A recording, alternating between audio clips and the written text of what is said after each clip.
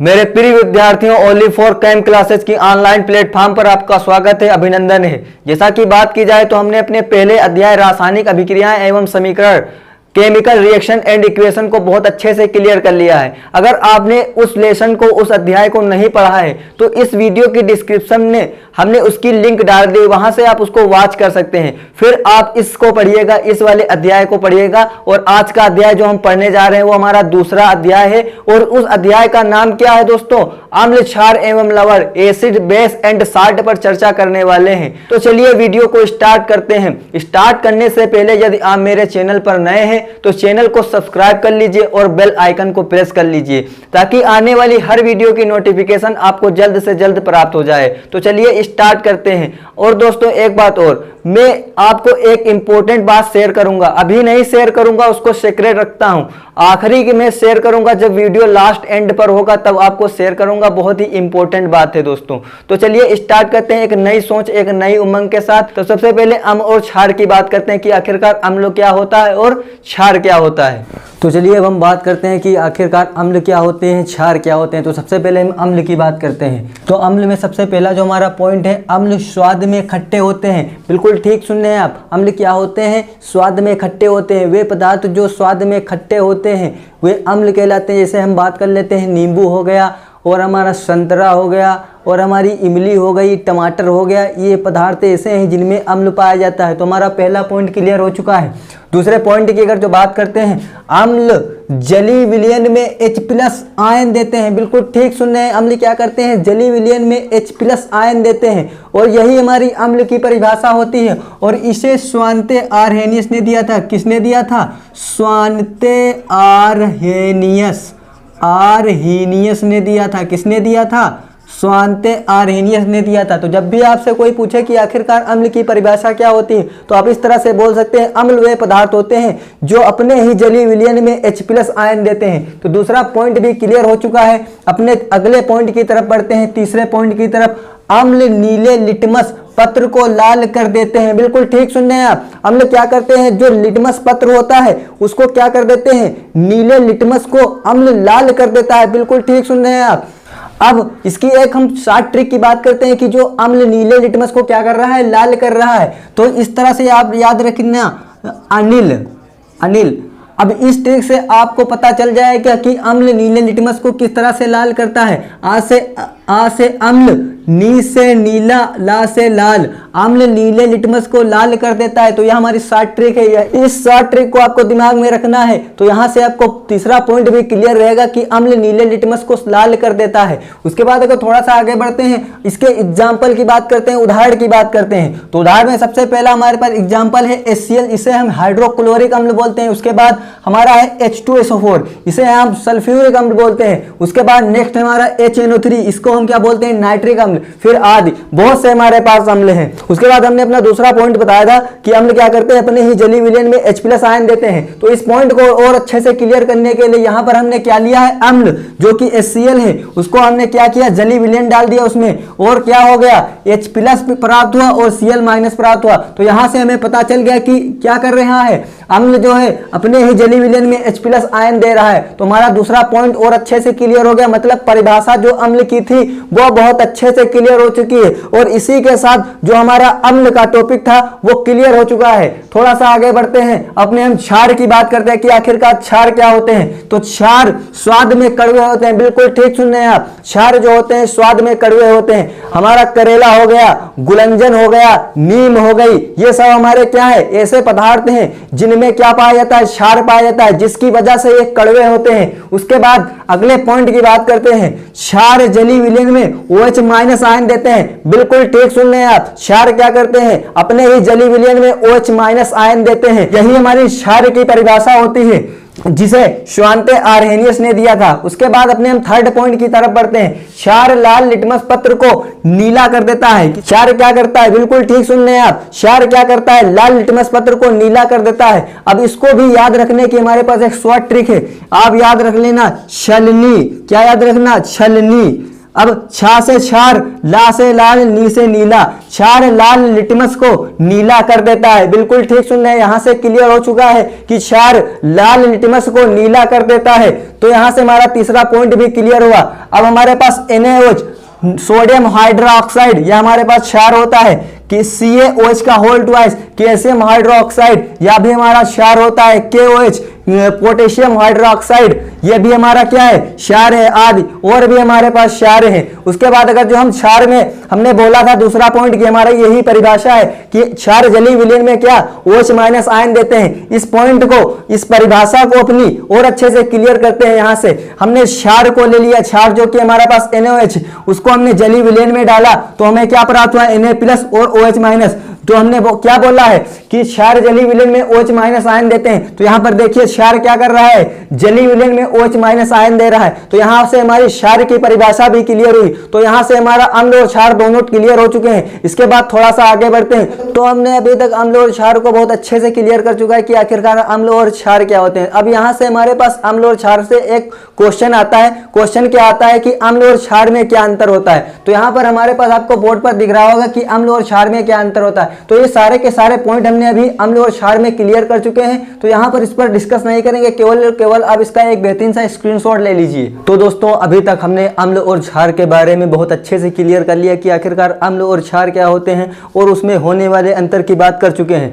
अब थोड़ा सा आगे बढ़ते हैं। अब हम बात करते हैं अम्ल और क्षार की प्रबलता की। आखिरकार कौन सा हमारा अम्ल प्रबल अम्ल होगा, कौन सा हमारा दुर्बल अम्ल होगा, कौन सा क्षार हमारा प्रबल क्षार होगा, कौन सा क्षार हमारा दुर्बल क्षार होगा, इस बात पर बात करते हैं। तो हमारी जैसा कि हेडिंग पड़ी हुई है अम्ल क्षार की प्रबलता, तो सबसे पहले इसमें हम अम्ल की बात करते हैं कि आखिरकार कौन सा हमारा अम्ल प्रबल अम्ल होगा, कौन सा हमारा अम्ल दुर्बल अम्ल होगा। तो सबसे पहले हम प्रबल अम्ल और दुर्बल अम्ल की बात करते हैं। तो दुर्बल अम्ल और प्रबल अम्ल में सबसे पहले हम प्रबल अम्ल को स्टार्ट करते हैं। तो प्रबल अम्ल क्या है, इसे पहले जान लेते हैं कि आखिरकार प्रबल अम्ल क्या है।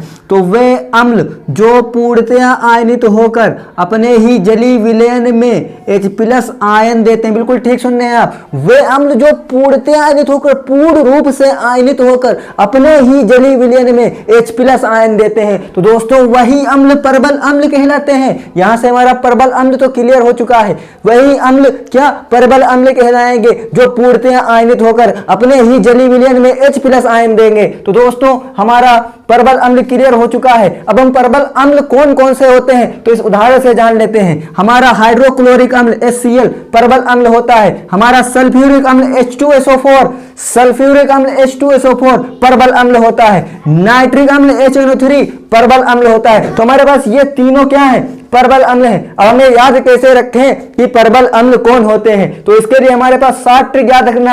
हंसना, हा से हाइड्रोक्लोरिक, सा से सल्फ्यूरिक, ना से नाइट्रिक। तो हंसना वो होते हैं जो प्रबल अम्ल होते हैं। तो यहां से ट्रिक से क्लियर हुआ कि हंसना प्रबल अम्ल है। प्रबल अम्ल के एग्जाम्पल हैं कौन, हंसना। तो यहां से इसके एग्जाम्पल के साथ साथ हमारा प्रबल अम्ल क्लियर हो चुका है। तो दोस्तों बात करते हैं दुर्बल अम्ल की। आखिरकार दुर्बल अम्ल क्या है। तो दोस्तों वे अम्ल जो अपने जलीय विलयन में पूर्णतया आयनित नहीं होते हैं। बिल्कुल ठीक सुन रहे हैं दोस्तों, जो अम्ल अपने ही जलीय विलयन में पूर्ण रूप से आयनित नहीं होते हैं। फिर उसके बाद बात करते हैं तथा विलयन में H+ आयन कम मात्रा में प्रदान करते हैं। बिल्कुल ठीक सुन रहे हैं आप, वही अम्ल जो अपने ही जलीय विलयन में पूर्णतया आयनित नहीं होंगे या उसमें कम मात्रा में H+ आयन प्रदान करेंगे, उन्हें हम क्या बोलेंगे, दुर्बल अम्ल कहलाते हैं। बिल्कुल ठीक सुन रहे हैं आप, क्या कहलाएंगे, दुर्बल अम्ल कहलाते हैं। तो हमारा दुर्बल अम्ल तो क्लियर हो चुका है। अब इसके उदाहरण की बात करते हैं। जो हमारा एसिटिक अम्ल CH3COOH वो हमारा क्या है, दुर्बल अम्ल है। दूसरा हमारा कार्बोनिक अम्ल, कार्बोनिक अम्ल HCO3 ये हमारा क्या है, दुर्बल अम्ल। तो हमने अम्ल की प्रबलता को जान लिया, कौन से हमारे प्रबल अम्ल हैं, कौन से हमारे दुर्बल अम्ल हैं। तो थोड़ा सा आगे बढ़ते हैं। अब हम क्षार की बात करते हैं कि कौन सा क्षार हमारा प्रबल क्षार है, कौन सा क्षार हमारा दुर्बल क्षार है। आप एक इसका बेहतरीन सा स्क्रीनशॉट ले लीजिए। तो अभी तक हमने प्रबल अम्ल और दुर्बल अम्ल के बारे में जान लिया है। अब इसके बाद हम बात करते हैं क्षार की। तो इसमें हम जानेंगे कि क्षार हमारे हमारे कितने टाइप के होते हैं, एक हमारा प्रबल क्षार होता है, एक हमारा दुर्बल क्षार होता है। तो सबसे पहले हम अपने प्रबल क्षार की बात कर लेते हैं। वे क्षार जो पूर्णतया आयनित होकर, क्या पूर्णतया आयनित होकर अपने ही जलीय विलयन में OH माइनस देते हैं, प्रबल क्षार कहलाते हैं। बिल्कुल ठीक सुन रहे हैं दोस्तों, वे क्षार जो अपने ही जलीय विलयन में पूर्णतया आयनित होकर OH माइनस आयन देते हैं, उन्हें क्या कहते हैं, प्रबल क्षार बोलते हैं। तो उदाहरण से समझते हैं, जो सोडियम हाइड्रोक्साइड NaOH हमारा प्रबल क्षार है, पोटेशियम हाइड्रोक्साइड KOH हमारा प्रबल क्षार है। अब हमारे पास ये दोनों क्षार हैं, ये दोनों प्रबल क्षार हैं। अब इनको हम एक शॉर्ट ट्रिक से याद रखते हैं, नाक। नाक मतलब ना से हमारा Na मतलब सोडियम और का से मतलब हमारा है K, तो हमारा हो गया सोडियम और पोटेशियम। तो हम इस शॉर्ट ट्रिक से क्या रखेंगे, याद रखेंगे हमारे पास जो नाक वाले उदाहरण हैं वो प्रबल क्षार के अंतर्गत आते हैं, प्रबल क्षार के दोस्तों अंतर्गत आते हैं। उसके बाद हम बात करते हैं अपने दुर्बल क्षार की तरफ बढ़ते हैं। तो आखिरकार हमारे दुर्बल क्षार क्या होते हैं, वे क्षार जो अपने ही जलीय विलयन में पूर्णतया आयनित नहीं होते हैं। दोस्तों बिल्कुल ठीक सुन रहे हैं आप, वे क्षार जो अपने ही जलीय विलयन में पूर्णतया आयनित नहीं होते हैं।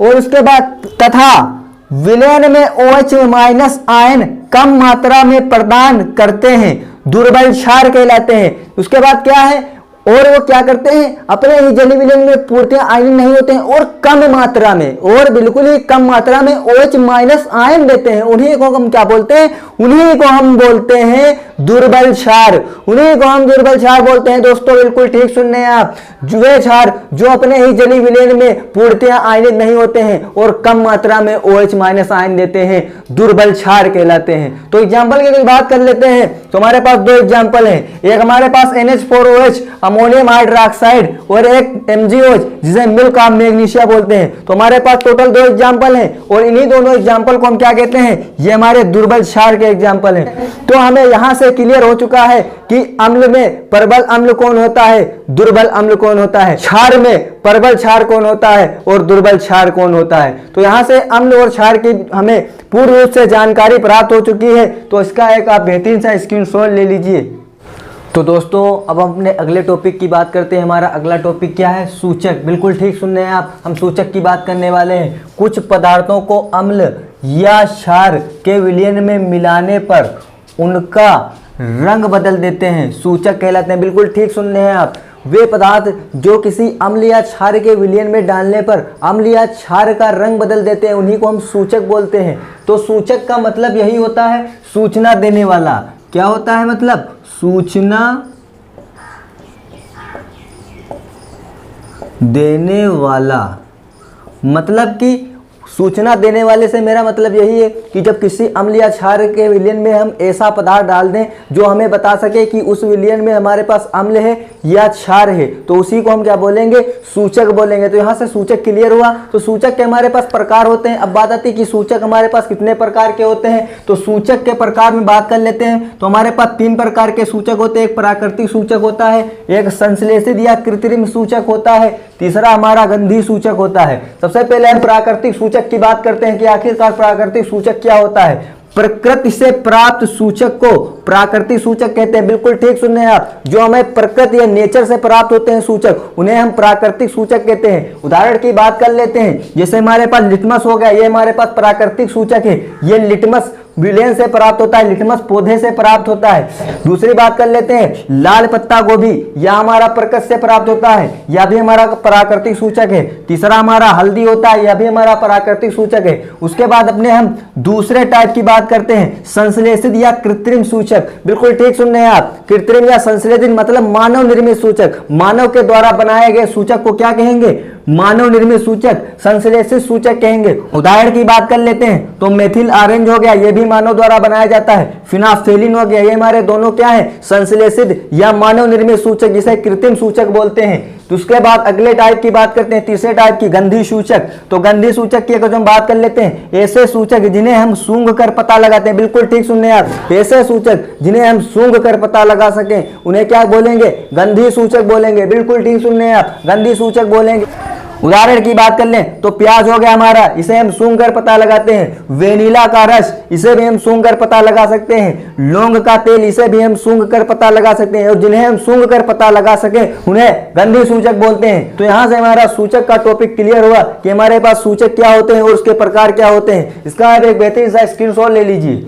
तो अभी तक हमने सूचक और उसके प्रकार को जान लिया है। हमारे पास 3 प्रकार के सूचक होते हैं। कौन कौन होते हैं? सबसे पहला हमारा प्रकार था प्राकृतिक सूचक, दूसरा हमारा प्रकार था संश्लेषित सूचक, तीसरा हमारा प्रकार था गंधी सूचक। उनके हमारे पास कुछ उदाहरण थे, उन उदाहरण पर चर्चा करते हैं कि वो किस तरह से अम्ल और क्षार के विलयन में डालने पर उन पर क्या प्रभाव दिखाते हैं। तो सबसे पहले हम अपने सूचक के प्रकार की बात करते हैं। तो सबसे पहला प्रकार हमारा है प्राकृतिक सूचक, क्योंकि सूचक क्या करते हैं? अम्ल या क्षार के विलयन में डालने पर उनका रंग परिवर्तित कर देते हैं, मतलब सूचना देते हैं। तो सबसे पहले प्रकार में हमारे पास लिटमस है। अब लिटमस क्या होता है, तो इस बात पर चर्चा करते हैं। लिटमस बैंगनी रंग का सूचक होता है। बिल्कुल ठीक सुन रहे हैं आप, लिटमस क्या होता है? बैंगनी रंग का सूचक होता है, जो लिचेन या इंग्लिश में बोलते हैं लाइकेन नामक पौधे से प्राप्त होता है, जो कि लाइकेन नामक पौधे से प्राप्त होता है, लिचेन नामक पौधे से प्राप्त होता है। उसके बाद हम थोड़ा सा आगे बढ़ते हैं। अब लिटमस क्या करता है, किस तरह से अम्ल और क्षार पर प्रभाव दिखाता है, इस बात पर चर्चा करते हैं। तो हमने लिटमस विलयन लिया, इसको किस में डाल दिया? अम्ल में डाल दिया। तो हम क्या देखते हैं? लाल रंग दे रहा है। लिटमस विलयन अम्ल का कैसा रंग दे रहा है? लाल रंग दे रहा है। उसके बाद थोड़ा सा आगे बढ़ते हैं। लिटमस विलयन लिया, उसको क्षार में डाल दिया।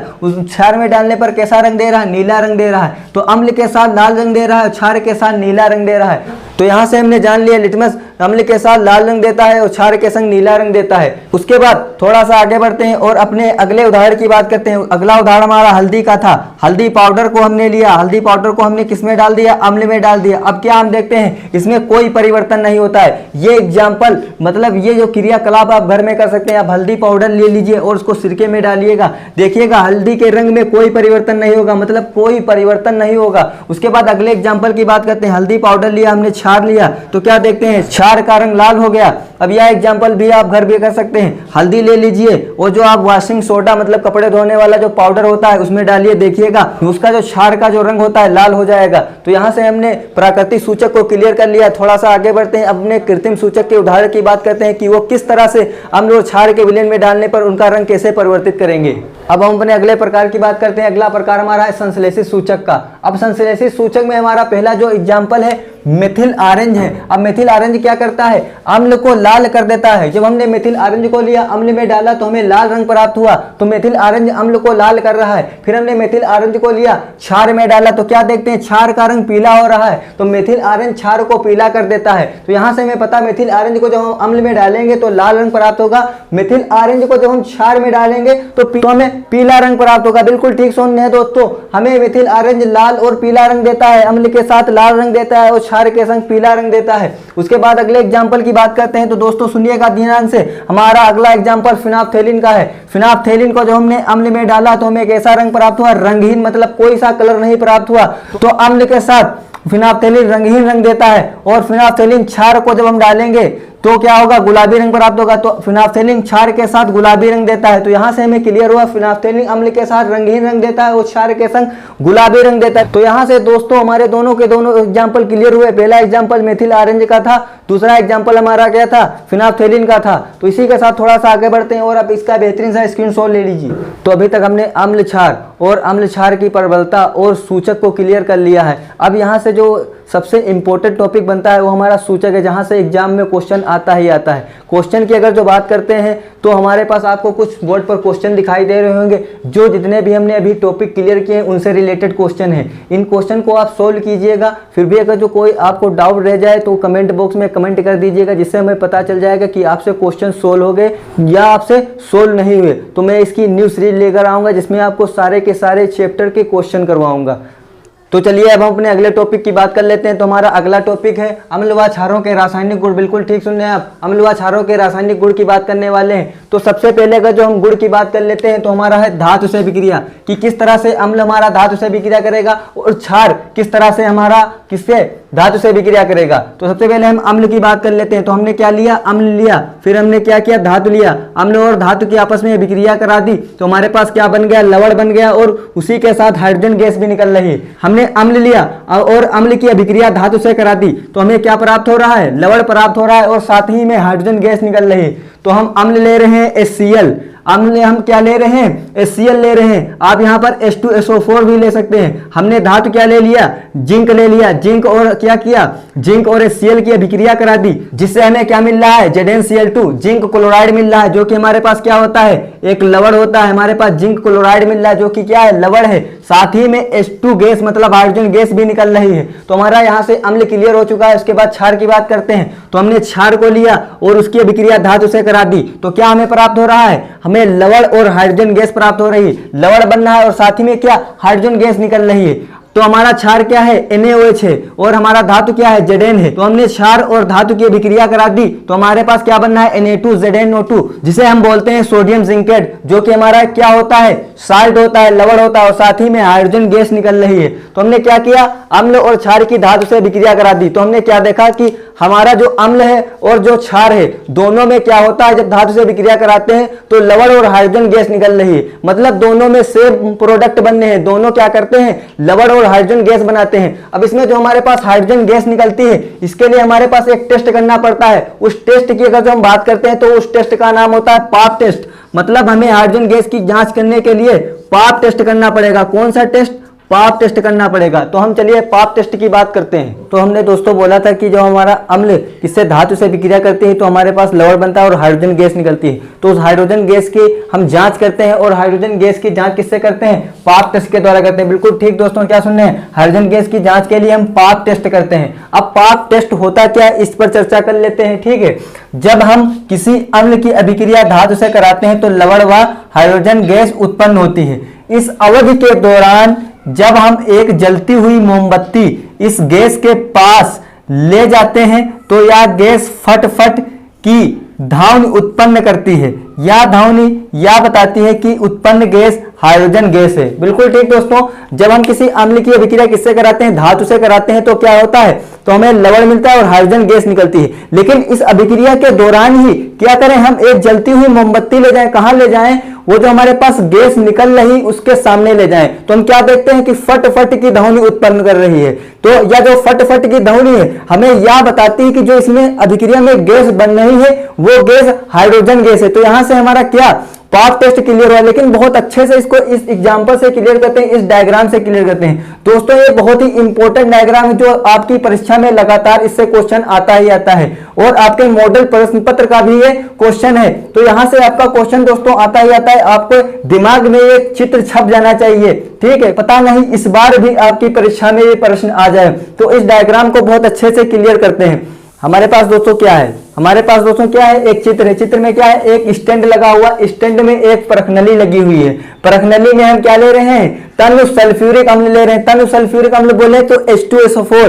ठीक है, और उसी में हमारे पास क्या डाल रहे हैं, हम जस्ते के छोटे छोटे दाने डाल रहे हैं। तो जस्ता और सल्फ्यूरिक अम्ल क्या करेंगे, आपस में रिएक्शन करेंगे। हमने क्या लिया, हमने तनु सल्फ्यूरिक अम्ल लिया, H2SO4 लिया, फिर उसमें क्या डाला, जस्ता मतलब जिंक के दाने डाले। अब क्या करेंगे, H2SO4 और जिंक मतलब अम्ल और धातु आपस में रिएक्शन करेंगे, अभिक्रिया करेंगे, तो क्या बनेगा, लवण बनेगा। मतलब ZnSO4 हमारा लवण बन जाएगा और H2 गैस बाहर निकल जाएगी। अब H2 गैस जो हमारी निकलेगी, किस तरह से हम इसको बाहर निकालेंगे, तो आपको दिख रहा होगा एक हमारे पास निकास नली है, उससे H2 गैस को हम निकाल रहे हैं। और किसमें ला रहे हैं, हमने एक साबुन का घोल बनाया हुआ है, उसमें ला रहे हैं। साबुन के घोल के बाद हमने क्या, साबुन के घोल के साथ हमारे जो हाइड्रोजन गैस उसके बुलबुले ऊपर निकल रहे हैं। अब क्या करते हैं हम, इसी अभिक्रिया के दौरान जब हमारे पास बुलबुले निकल रहे हैं तब हम क्या करें, एक मोमबत्ती लाते हैं। किस तरह की मोमबत्ती, जलती हुई मोमबत्ती लाते हैं।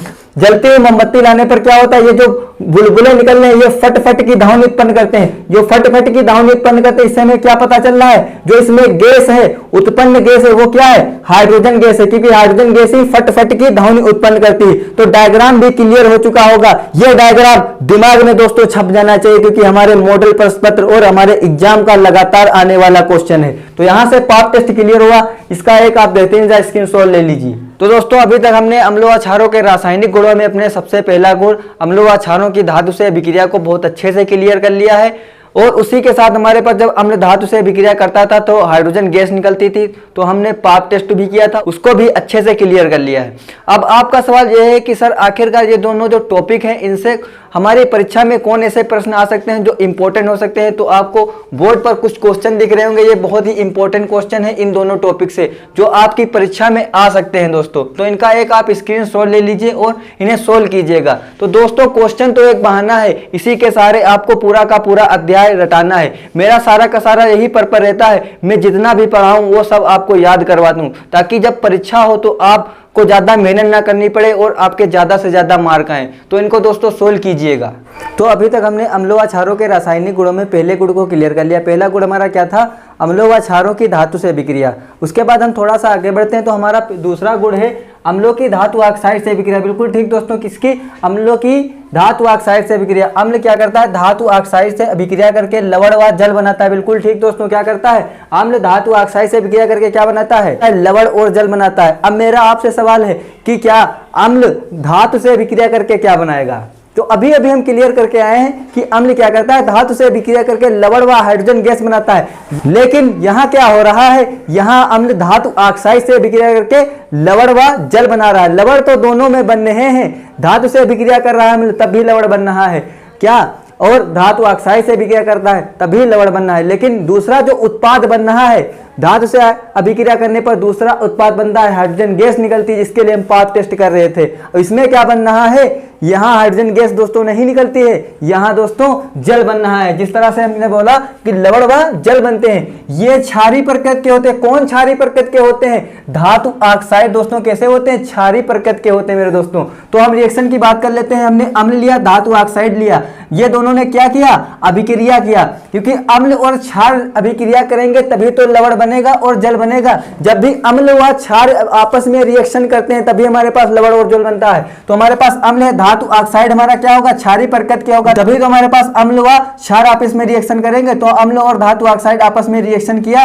लवण और जल हमें प्राप्त हुआ। क्या प्राप्त हुआ? लवण व जल प्राप्त हुआ। तो हमारा अम्ल क्या है? HCl है, और धातु ऑक्साइड क्या है? CuO। इन दोनों ने आपस में रिएक्शन किया तो CuCl2 हमारे पास क्या बन गया? लवण, और साथ ही में हमारा H2O जल भी निकल रहा है दोस्तों। तो देखिएगा ध्यान से दोस्तों, यहाँ पर हमारे पास क्या बन रहा है? जल, और उसमें जब धातु से अभिक्रिया हो रही थी तो क्या बन रहा था? तो खाली हाइड्रोजन गैस बन रही थी। तो यहाँ पर देखिएगा ध्यान से, यह दोस्तों ऑक्सीजन है, ऑक्साइड। अब ऑक्सीजन जब आ गया, पहले हमारे पास हाइड्रोजन गैस निकल रही थी, उसमें ऑक्सीजन जुड़ गया तो दोस्तों क्या हो जाएगा? जल हो जाएगा।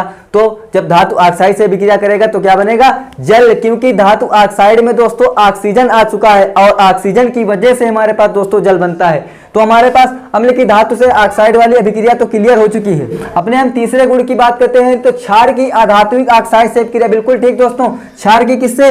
अधात्विक ऑक्साइड से अभिक्रिया। और अम्ल किससे करता है? धात्विक ऑक्साइड अभिक्रिया। किससे करता है? अम्ल धात्विक ऑक्साइड से अभिक्रिया करता है। ध्यान रखना दोस्तों, अम्ल धात्विक ऑक्साइड से अभिक्रिया करेगा और क्षार अधात्विक ऑक्साइड से अभिक्रिया करेगा। तो हम अपने क्षार की अधात्विक ऑक्साइड से अभिक्रिया को और अच्छे से क्लियर करते हैं। क्षार अधात्विक ऑक्साइड से अभिक्रिया करके लवण व जल बनाता है। क्या बनाता है? लवण व जल। अम्ल भी धातु ऑक्साइड से अभिक्रिया करके क्या बनाता है? लवण व जल। लेकिन दोनों दोस्तों चेंज हैं। अम्ल धातु ऑक्साइड से अभिक्रिया करता है, क्षार अधात्विक ऑक्साइड से अभिक्रिया करता है। दोनों अलग अलग अभिकारक से अभिक्रिया कर रहे हैं, लेकिन उत्पाद दोस्तों क्या सेम बना रहे हैं? उत्पाद सेम बनाएंगे और अभिकारक अलग अलग होगा। रिएक्शन करने के लिए, अभिक्रिया करने के लिए अभिकारक अलग अलग है, उत्पाद दोनों सेम बन रहे हैं दोस्तों।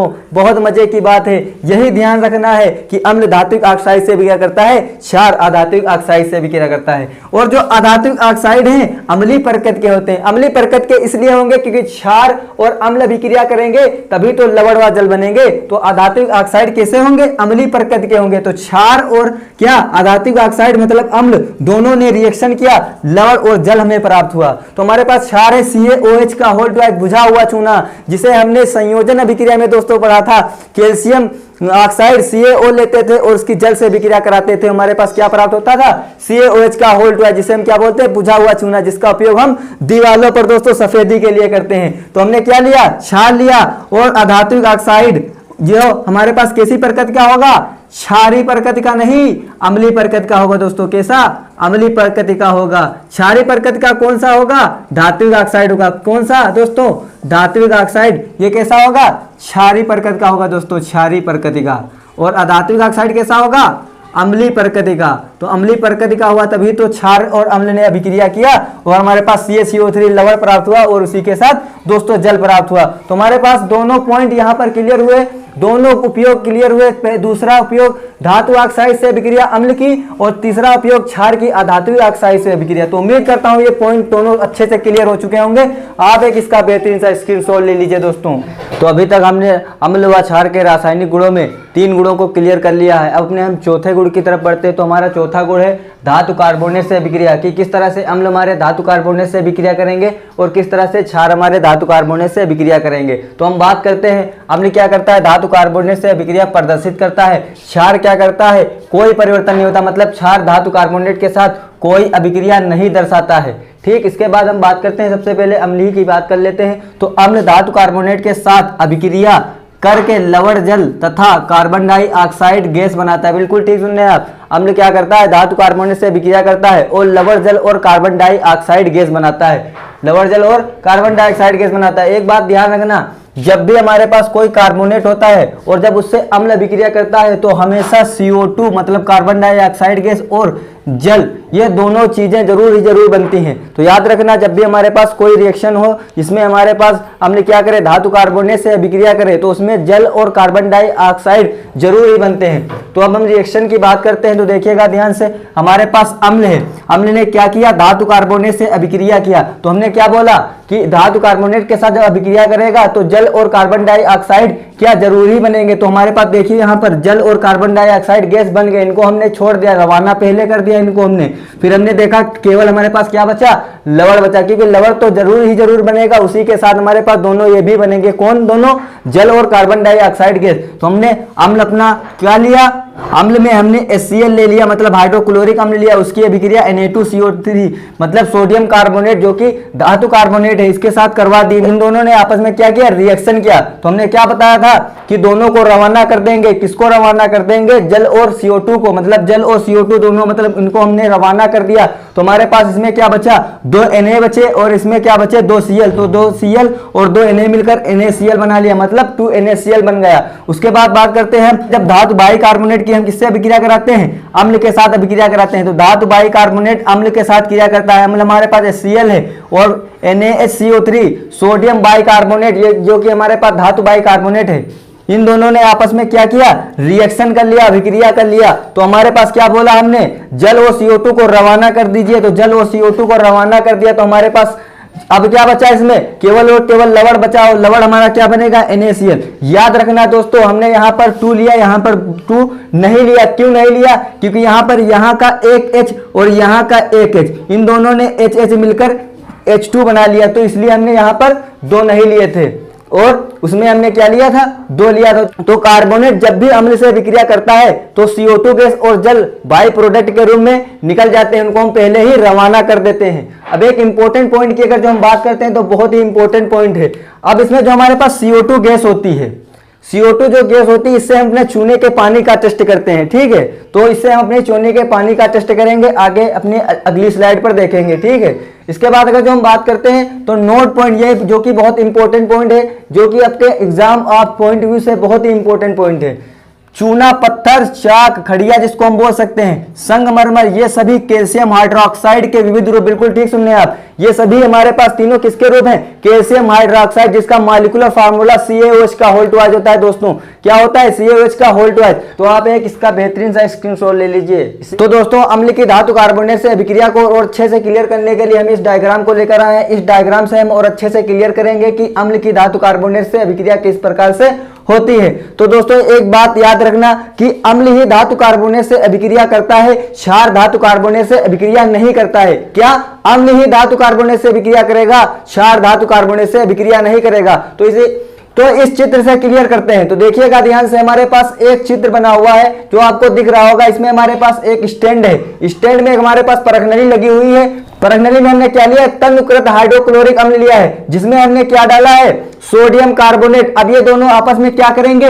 रिएक्शन करेंगे, जिससे हमारे पास में क्या उत्पन्न हो रही? Carbon dioxide gas. और कार्बन डाइऑक्साइड गैस को हम क्या निकास नली में, दूसरी परख नली में ले रहे हैं। दूसरी परख नली में हमारे पास क्या है, कैल्शियम हाइड्रोक्साइड है दोस्तों। क्या है, कैल्शियम हाइड्रोक्साइड, जिसे हम बुझा हुआ चूना बोलते हैं दोस्तों, बुझा हुआ चूना। इसे हमने संयोजन अभिक्रिया में बहुत अच्छे से क्लियर किया था कि हम क्या लेते थे, बिना बुझा हुआ चूना CaO, उसकी रिएक्शन हम जल से करवा देते थे H2O से, तो हमें क्या मिलता था, कैल्शियम हाइड्रोक्साइड, जिसका उपयोग हम किसके लिए करते थे, जिसका उपयोग हम सफेदी के लिए करते थे, दीवारों की सफेदी के लिए दोस्तों करते थे। तो आपको याद आ चुका होगा कि हम कैल्शियम हाइड्रोक्साइड मतलब बुझा चूना संयोजन अभिक्रिया में पढ़ चुके हैं। तो हम क्या करेंगे, कार्बन डाइऑक्साइड जो गैस है उसे बुझा हुए चूने में लेते हैं। अब जो हमारे पास कार्बन डाइऑक्साइड गैस बनी से बुझा हुआ चूने में लेते हैं, मतलब इसी से हम क्या करते हैं, चूने के पानी का टेस्ट करते हैं। तो चूने के पानी के टेस्ट को हम देख लेते हैं यहां से।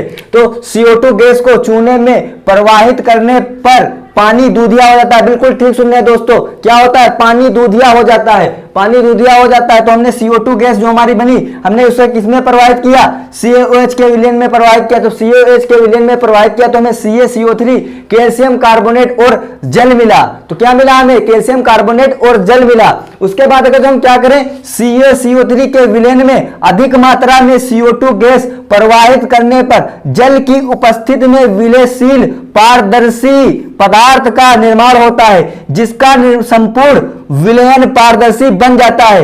बिल्कुल ठीक सुन रहे हैं आप। अगर जो हम कैल्शियम कार्बोनेट में CO2 के साथ क्या लें, जल लें, कैल्शियम कार्बोनेट और क्या ले लें, जल और CO2 दोनों एक साथ ले लें, तो हमें क्या मिल जाता है, जल में विलयशील पदार्थ मिल जाता है, जिसका फार्मूला होता है CaHCO3 का होल ट्वाइस। ये क्या होता है, पारदर्शी विलयशील पदार्थ मिल जाता है। क्या करें, जब हम CaCO3 में CO2 के साथ जल प्रवाहित कर दें, ठीक, तो हमें क्या मिल जाएगा, हमें विलयशील पारदर्शी पदार्थ मिल जाएगा। तो उम्मीद करता हूं कि आपको चूने के पानी का टेस्ट अच्छे से पता चल चुका होगा। किससे करते हैं हम, कार्बन डाइऑक्साइड गैस से करते हैं दोस्तों, ठीक है। इसी के साथ हमारा चौथा गुण भी कंप्लीट हुआ। आप इसका एक बेहतरीन सा स्क्रीनशॉट ले लीजिए। स्क्रीनशॉट लेने से पहले एक पॉइंट और क्लियर कर लेते हैं। ये जो डायग्राम है बहुत इंपॉर्टेंट डायग्राम है, क्योंकि ये अभी तक परीक्षा में आया नहीं है।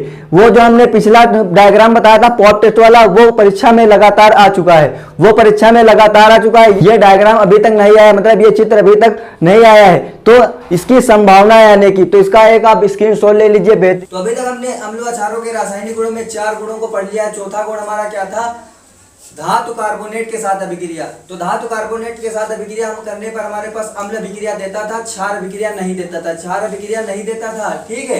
इस बात को ध्यान रखना है, केवल और केवल अम्लीय अभिक्रिया देता है। और अम्ल क्या बनाता है, लवण जल और कार्बन डाइऑक्साइड गैस बनाता है। अब यहाँ से जो हमारे पास इंपॉर्टेंट क्वेश्चन बन सकता है, जो आपके एग्जाम में आ सकता है, वो आपको बोर्ड पर साफ साफ दिखाई दे रहा है। तो आप इसे क्या करना, सोल्व करना और इसका बेहतरीन सा स्क्रीनशॉट ले लीजिए।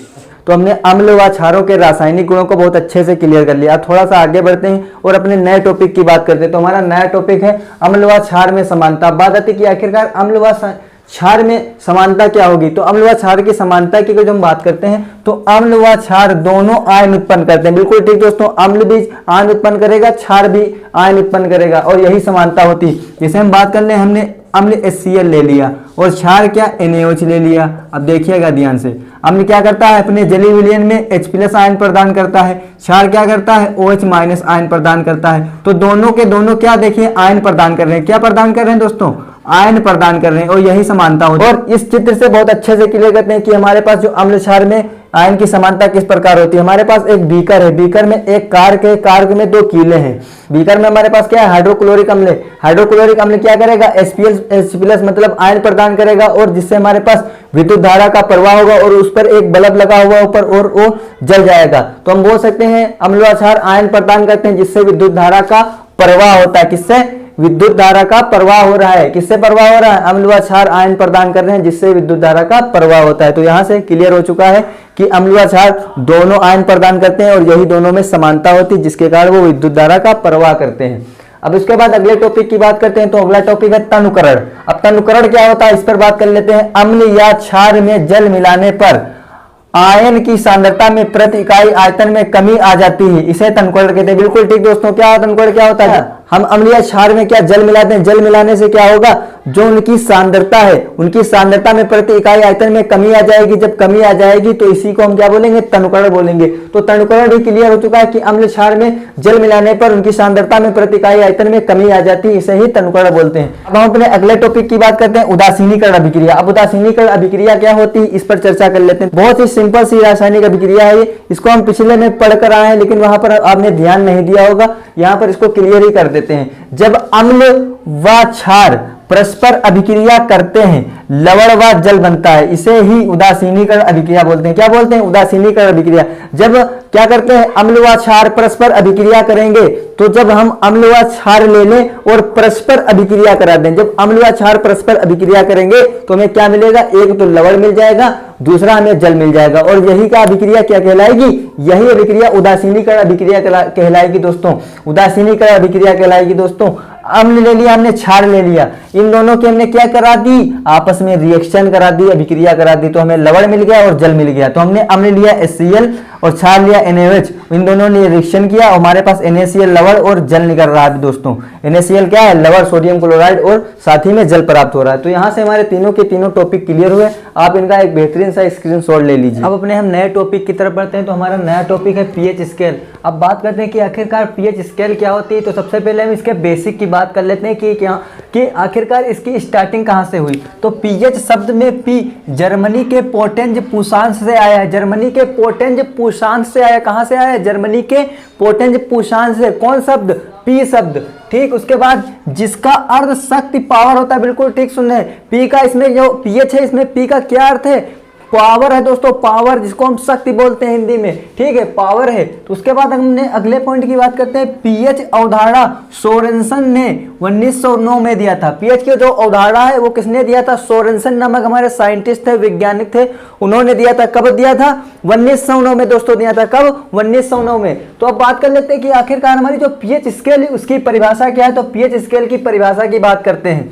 किसी विलयन में उपस्थित हाइड्रोजन आयन H+ आयन की सांद्रता ज्ञात करने के लिए एक स्केल को विकसित किया गया, जिसे पीएच स्केल कहते हैं। बिल्कुल ठीक दोस्तों।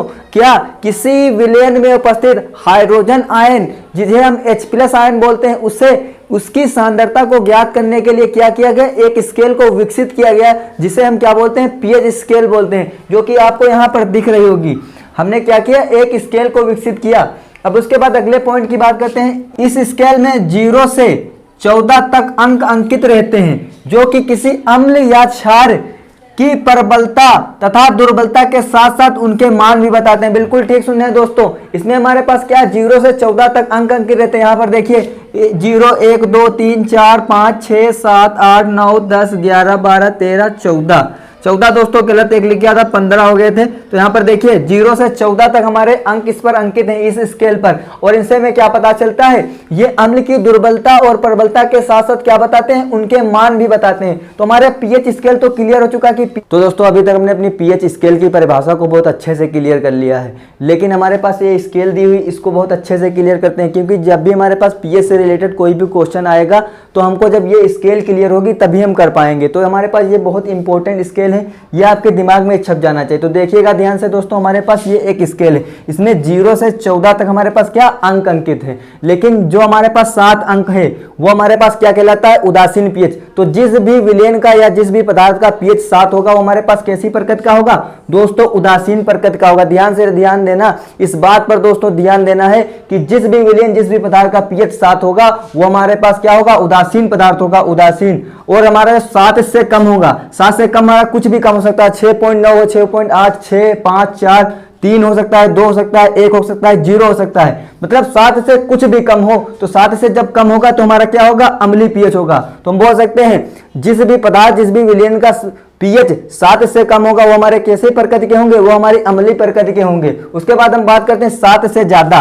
7 से ज्यादा कुछ भी हो सकता है, 7.1 हो सकता है, 7.2 हो सकता है, 7.5 हो सकता है, 8 हो सकता है, 9 हो सकता है, 10 हो सकता है, 11 हो सकता है, 12 हो सकता है, 14 हो सकता है, ठीक है, 14 तक हो सकते हैं। तो जितना भी पीएच 7 से ज्यादा आ जाएगा वो विलयन हमारे क्या कहलाएंगे, वो पदार्थ हमारे क्या कहलाएंगे, वो पदार्थ हमारे क्षारीय प्रकृति के कहलाएंगे। क्या कहलाएंगे, क्षारीय प्रकृति के पदार्थ कहलाएंगे। तो हम बोल सकते हैं जिस भी विलयन का पीएच 7 से ज्यादा होगा वो पदार्थ हमारे क्षारीय प्रकृति के होंगे, ठीक है। अब ये स्केल तो क्लियर हो चुकी है। इसी के साथ हम क्या करते हैं, एक पॉइंट हमारा इसमें छूट रहा है, उसको हम ध्यान दे लेते हैं। हमने क्या अभी तक पीएच स्केल को पढ़ लिया। जब भी आपसे क्वेश्चन आया कि पीएच स्केल क्या है, तो आप यहां तक इसकी परिभाषा लिख दीजिएगा। अगर आपसे पूछा जाए कि आखिरकार पीएच क्या होता है, तो अब सुनिएगा ध्यान से। हाइड्रोजन आयन मतलब H+ आयन की ऋण लांगे रिथम को क्या बोलते हैं, पीएच बोलते हैं। दोस्तों आपसे पूछा जाए कि पीएच क्या होता है, तो आप इस परिभाषा को लिखिएगा। हाइड्रोजन आयन या H+ आयन की ऋण लांगे रिथम को क्या बोलते हैं, पीएच बोलते हैं। और इसे किससे फाइंड करते हैं, इस वाले फार्मूले से दोस्त फाइंड करते हैं। पीएच बराबर -log आधार 10 H+ आयन की सांद्रता। दोस्तों इस वाले फार्मूले से हम फाइंड करते हैं, क्या फाइंड करते हैं, पीएच। तो जब भी पीएच निकालते हैं तो इस वाले फार्मूले से निकालते हैं। तो उम्मीद करता हूं कि आपको पीएच स्केल और पीएच बहुत अच्छे से क्लियर हो चुका होगा, और उसी के साथ ये वाली स्केल भी आपके दिमाग में छप गई होगी, मतलब समझ में आ चुकी होगी। ये दिमाग में छपना ही छपना चाहिए। अब इसका बेहतरीन सा स्क्रीनशॉट ले लीजिए। तो अभी हमने पीएच को बहुत अच्छे से क्लियर कर लिया है। अब पीएच पर बेस हम कुछ क्वेश्चन करते हैं। यहाँ पर हम कुछ पदार्थ लेकर आए, उनके पीएच मान दिए हैं, उनकी प्रकृति बतानी है, जिससे हमारे पास क्या होगा, पीएच का जो कॉन्सेप्ट है वो अच्छे से क्लियर हो जाएगा। तो इसके लिए हमें क्या किसकी जरूरत पड़ेगी, पीएच स्केल की जरूरत पड़ेगी। तो हमने पीएच स्केल को यहाँ पर बना लिया। ये स्केल आपके दिमाग में छप जाना चाहिए, तभी आप इनके आंसर दे पाएंगे। तो अगर जो हम सबसे पहले पदार्थ की बात करते हैं, तो सबसे पहला हमारा पदार्थ है रक्त। उसका जो पीएच की बात करते हैं, तो पीएच हमारा कितना है, 7.4। कितना, 7.4। अपनी स्केल में देखते हैं तो 7.4 7 और 8 के बीच में होगा, मतलब 7 से ज्यादा। तो रक्त हमारा क्या हो जाएगा, क्षारीय हो जाएगा, क्योंकि पीएच क्या है, 7 से ज्यादा। तो हम क्या बोलेंगे, हमारा रक्त जो है क्षारीय होगा। क्या होगा, क्षारीय।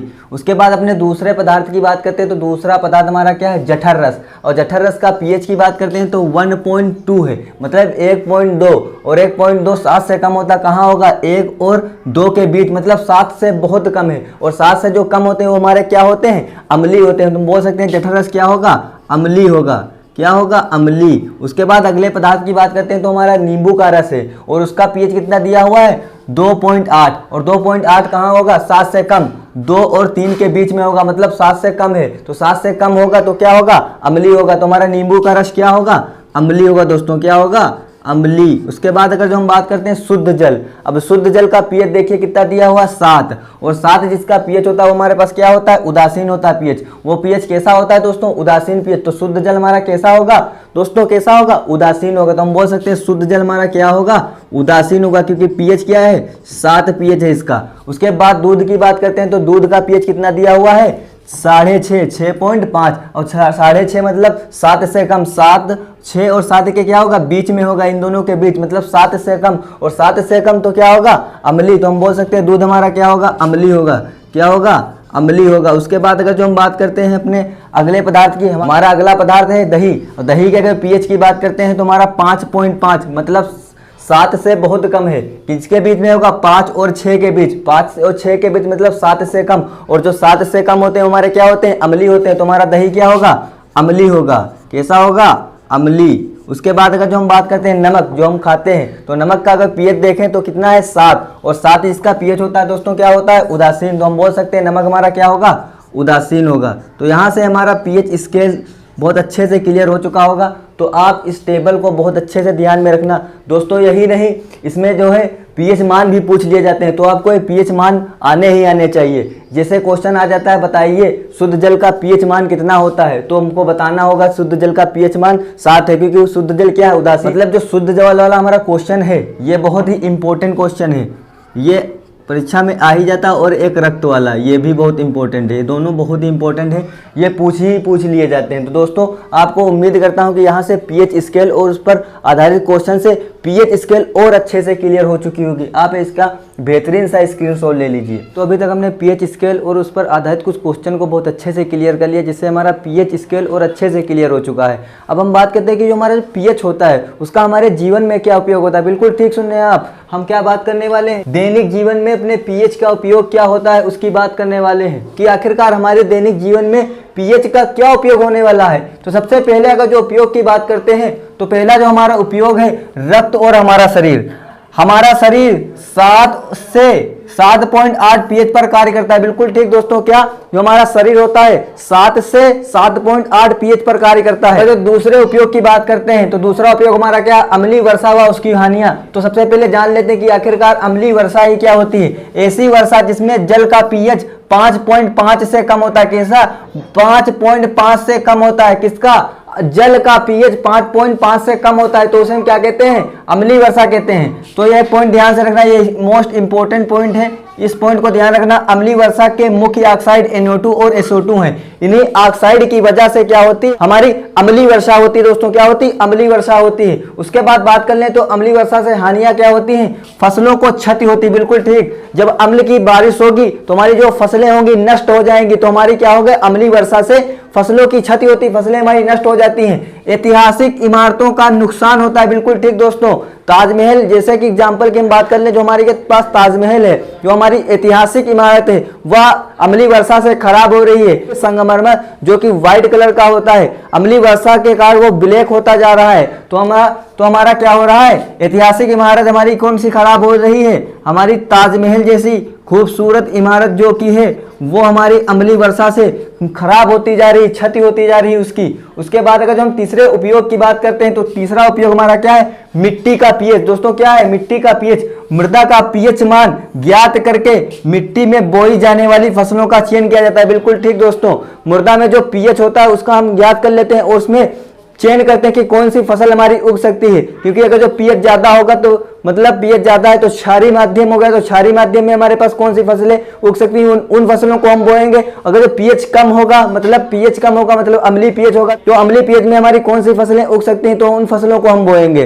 तो हम क्या करते हैं, मृदा का पीएच ज्ञात करके उसमें बोई जाने वाली फसलों को हम क्या करते हैं, उगाते हैं। उसके बाद हमारा जो अगला उपयोग है, अम्लीय माध्यम में भोजन पचना। बिल्कुल ठीक दोस्तों, अम्लीय माध्यम में भोजन का पचना कैसे, किस तरह से हमारे अम्लीय माध्यम में हमारा भोजन पचता है। पीएच का महत्व हमारे आमाशय में उत्पन्न HCl मतलब हाइड्रोक्लोरिक एसिड से होता है। सामान्यतः हमारे उदर पेट का, उदर मतलब बोले तो पेट का पीएच लगभग 1.5 से 3.5 के बीच कार्य करता है। हमारा उदर जो पेट होता है वो कितने पीएच पर कार्य करता है, 1.5 से 3.5 पीएच पर कार्य करता है। इसमें हमारे पास कितनी स्थितियां होती हैं, 2 स्थितियां होती हैं। किसमें, अम्लीय माध्यम में भोजन का पचना, इसमें हमारे पास टोटल 2 स्थितियां कौन कौन सी। पहली स्थिति अल्प अम्लता, दूसरी हमारे पास अति अम्लता। तो सबसे पहले हम अल्प अम्लता की बात करते हैं। कुछ व्यक्तियों में HCl का कम स्राव होता है। बिल्कुल ठीक दोस्तों, क्या होता है, कुछ व्यक्तियों में जो अम्ल होता है वो कम स्रावित होता है। जो जब अम्ल कम स्रावित होगा तो क्या होगा, जिसमें भोजन जिसमें क्या होता है, जिससे भोजन हमारा कम पचता है।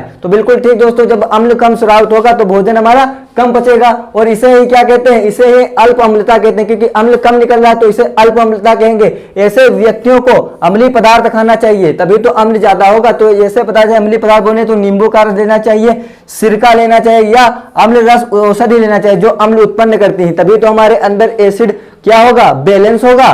तो हम क्या करेंगे, जब हमारे पास अल्प अम्लता होगी तो हम क्या अम्लीय पदार्थ को ग्रहण करेंगे, तभी तो हमारे अंदर अम्ल की पूर्णता होगी, पूर्ण होगा अम्ल। तो दूसरे अगर जो हम बात करते हैं अति अम्लता की, उदर में अत्यधिक अम्ल उत्पन्न होने की स्थिति में व्यक्ति के उदर में दर्द जलन होने लगता है। क्या होने लगता है, दर्द जलन। जब हमारे शरीर के अंदर एसिडिटी हो जाती है, मतलब ज्यादा एसिड हो जाता है तो हमारे तो होने लगती, पेट में जलन होने लगती। तो ऐसे में क्या करता है, इससे मुक्ति के लिए हमें क्या करना चाहिए, एंटा एसिड लेना चाहिए। एंटा एसिड ऐसी औषधि लेना चाहिए जिनमें क्या होना, जो हमारे एसिडिटी को कम कर दे। एंटा एसिड, जो एंटा एसिड मतलब क्षार को लेना चाहिए। जो एंटा एसिड हमारे क्या होते हैं, दुर्बल क्षार होते हैं दोस्तों, उनको हमें लेना चाहिए। तो दुर्बल क्षार का जो एंटा एसिड की बात करते हैं तो हमारा क्या होता है, इनो, जिसे हम मिल्क ऑफ मैग्नीशिया बोलते हैं। क्या बोलते हैं, milk of magnesia, milk of magnesia.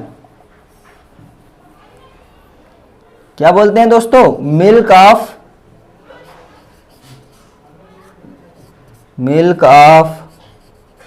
Magnesia.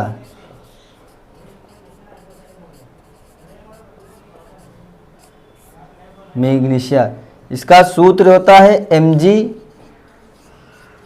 का होल ट्वाइस। तो हम क्या करते हैं, एंटा एसिड मतलब दुर्बल क्षार को लेते हैं। दुर्बल क्षार हमारा क्या है, मिल्क ऑफ मैग्नीशिया, जिसे MgOH का होल ट्वाइस होता है, जिसका मॉलिक्यूलर फार्मूला है। इसे देसी भाषा में हम इनो बोलते हैं दोस्तों। हम जब हमारे अंदर एसिडिटी हो जाती है तो हम क्या करते हैं, इनो को पी लेते हैं, जिससे हमारे अंदर जो पेट में दर्द और जलन होती है खत्म हो जाती है। तो यहाँ से हमारे पास टोटल 4 पॉइंट क्लियर है किसके, दैनिक जीवन में पीएच उपयोग के हमारे पास 4 पॉइंट क्लियर हो चुके हैं। अब हमारे पास कुछ और इसके उपयोग उनकी हम बात कर लेते हैं। तो अपने हम पांचवें उपयोग की बात करते हैं। तो हमारा पांचवा उपयोग क्या है दोस्तों, दंत छेद। तो बिल्कुल ठीक सुनने दोस्तों, हम दंत छेद की बात करने वाले हैं कि आखिरकार दंत छेद क्या होता है। यहां से क्वेश्चन आता ही आता है। हमारा जो दंत छेद बहुत ही इंपॉर्टेंट है दोस्तों। अब बात कर लेते हैं कि आखिरकार दंत छेद है क्या। तो मुख की पीएच साधारणतः 6.5 के करीब होती दोस्तों, बिल्कुल ठीक सुनने हैं। जो हमारा मुख होता है उसकी पीएच कितनी होती है, 6.5 मतलब 6.5 होती है।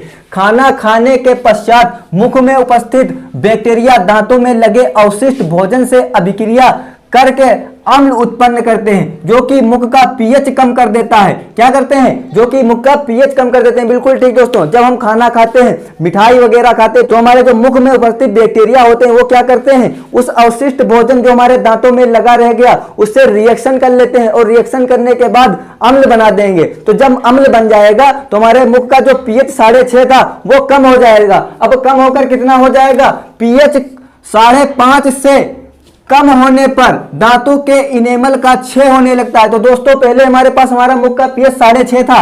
जब बैक्टीरिया ने क्या किया, अवशिष्ट भोजन से अभिक्रिया कर ली, तो क्या बन गया, हमारे मुख में अम्ल बन गया। जब अम्ल बन जाता है तो हमारे मुख का पीएच क्या हो जाता है, 5.5 मतलब 6.5 से 5.5 से भी कम हो जाता है। तो 5.5 से जब कम हो जाएगा तो दांतों का जो इनेमल होता है, इनेमल की हम बात कर ले, कैल्शियम फास्फेट जो हमारे दांतों की ऊपर की परत होती है, तो दांतों का जो इनेमल होता है उसका क्षय होने लगता है। तब जब हमारे दांतों का इनेमल क्षय हो जाएगा मतलब हमारे दांत दोस्तों खराब होने लगेंगे।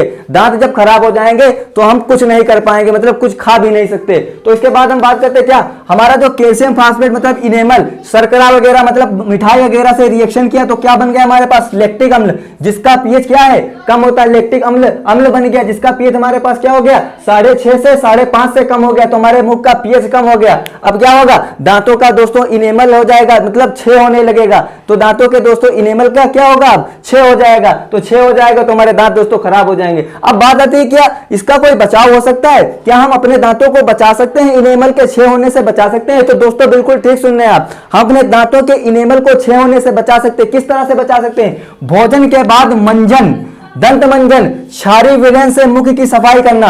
बिल्कुल ठीक दोस्तों, क्या कर सकते हैं, दंत मंजन कर सकते हैं, या हम क्या कर सकते हैं, दंत मंजन कर लें या क्षारीय विलेन से मुख की सफाई कर लें। तो हमारे दांत में जो लगा होगा अवशिष्ट पदार्थ जब हम मंजन करेंगे तो निकल जाएगा, दंत मंजन करेंगे तो निकल जाएगा, मुख की सफाई कर लेंगे क्षारीय विलेन से दोस्तों तो निकल जाएगा। जब वो निकल जाएगा तो जो हमारे मुख के अंदर बैक्टीरिया है उससे रिएक्शन नहीं कर पाएगा। जब उससे रिएक्शन नहीं कर पाएगा तो हमारा जो मुख का पीएच है 6.5 का 6.5 बना रहेगा, और जब 6.5 का 6.5 बना रहेगा तो हमारे दांत खराब नहीं होंगे। तो हमारा जो पांचवा उपयोग है बहुत अच्छे से क्लियर हो चुका है। अपने हम छठे उपयोग की बात करते हैं। तो छठा उपयोग है कीटों का डंक। अब कीटों के डंक में क्या बात करने वाले हैं सुनिएगा दोस्तों, मधुमक्खी या चींटी, मधुमक्खी या चींटी जैसे कीट अपने डंक से मेथनोइक अम्ल या फार्मिक अम्ल, इसको आप अंडरलाइन कर लीजिए, बहुत इंपॉर्टेंट है, स्रावित करते हैं। क्या स्रावित करते हैं, मधुमक्खी और चींटी का स्रावित करते हैं, अपने डंक से फार्मिक अम्ल या मेथनोइक अम्ल दोस्तों स्रावित करते हैं। स्रावित करेंगे तो क्या होगा, जो कि हमारी त्वचा के संपर्क में आते ही दर्द व जलन उत्पन्न करता है। बिल्कुल ठीक दोस्तों, जब हमारे चींटी या क्या मधुमक्खी काट लेती है तो हमारे शरीर त्वचा पर क्या होता है, त्वचा हमारी सूज जाती है, जलन होता है, दर्द होता है दोस्तों। अब बात आती है हम अपने जो मधुमक्खी वगैरह काटती हैं इसके जलन व दर्द को कैसे कम कर सकते हैं, क्या कोई तरीका है कम करने का। तो बिल्कुल ठीक सुनिए दोस्तों, कम करने का तरीका हमारे पास है। क्या करें, क्योंकि जब वो काटते हैं तो अम्ल स्रावित करते हैं, तो जब हम क्या करें, कोई क्षार लेकर आ जाए, जब क्षार लेकर आ जाएंगे तो अम्ल क्षार आपस में मिल जाएंगे तो हमारे पास क्या हो जाएगा, उदासीन हो जाएगा, क्योंकि लवण बन जाएगा तो हमारे पास विलीन क्या उदासीन हो जाएगा। तो उदासीन हो जाएगा तो मतलब दर्द खत्म हो जाएगी। तो हम क्या बोल सकते हैं कि उसी समय क्षारीय लवणों जैसे सोडियम हाइड्रोजन कार्बोनेट, जिसे हम बेकिंग सोडा बोलते हैं, का प्रयोग किया जाए तो अम्लीय प्रभाव उदासीन हो सकता है। क्या हो सकता है, अम्लीय प्रभाव क्या उदासीन हो सकता है। बिल्कुल ठीक, जो हम घर में यूज करते हैं बेकिंग सोडा, पकौड़े वगैरह बनाने में बेकिंग सोडा जो यूज करते हैं, जब हमें क्या चींटी वगैरह मधुमक्खी वगैरह काट ले तो वहां पर हम अगर बेकिंग सोडा लगा देंगे दोस्तों तो क्या होगा, वहां का जो विलयन है उदासीन हो जाएगा, जो हमारे त्वचा में दर्द और जलन है वो कम पड़ जाएगी। तो दोस्तों हमारा तो छठा उपयोग है कीटों का डंक, यहां से ये भी क्लियर होगा। तो इसी के साथ हमारे पास पीएच स्केल और क्या पीएच का हमारे दैनिक जीवन में उपयोग क्या है, तो यह भी हमारे पास क्लियर हो चुका है। तो हमारे पास सारे के सारे पीएच से रिलेटेड जो भी टॉपिक थे अच्छे से क्लियर हो चुके हैं। तो उम्मीद करता हूं कि आपको अच्छे से क्लियर हो चुका होगा। आप एक इसका बेहतरीन सा स्क्रीनशॉट ले लीजिए। तो अभी तक हमने पीएच स्केल और उसका दैनिक जीवन में उपयोग बहुत अच्छे से क्लियर कर लिया है। अब बात आती है कि हमारा जो ये टॉपिक था, ये हमारी परीक्षा में इसमें से कौन कौन से क्वेश्चन ऐसे हैं जो हमारी परीक्षा में पूछे जा सकते हैं। तो हम बात करते हैं इस टॉपिक से। हमारे पास कुछ महत्वपूर्ण क्वेश्चन है जो आपको बोर्ड पर दिखाई दे रहे होंगे। इन क्वेश्चन को आप सोल्व कीजिएगा। तो साथियों, हमारे पास एक छोटा सा टॉपिक बचा हुआ है लवण, उसको हम अपने अगले पार्ट में डिस्कस करेंगे और उसका लिंक इसकी डिस्क्रिप्शन में मिल जाएगा, यही वीडियो के डिस्क्रिप्शन में मिल जाएगा। तो शुरू में वीडियो के हमने एक बात बोली थी, क्योंकि एक बहुत इंपॉर्टेंट बात है, उसको हम सीक्रेट रखते हैं, तो उसका सीक्रेट खत्म करते। तो सुनिएगा ध्यान से, जितना भी हमने पढ़ा है उसकी जो नोट्स पीडीएफ है उसकी लिंक हमारे डिस्क्रिप्शन में पड़ी हुई, वहां से उसको आप डाउनलोड कर लीजिए और अपनी लर्निंग को स्टार्ट कीजिए। तो दोस्तों, इसी के साथ धन्यवाद। मिलते हैं कल 8 बजे एक नई सोच एक नई उमंग के साथ।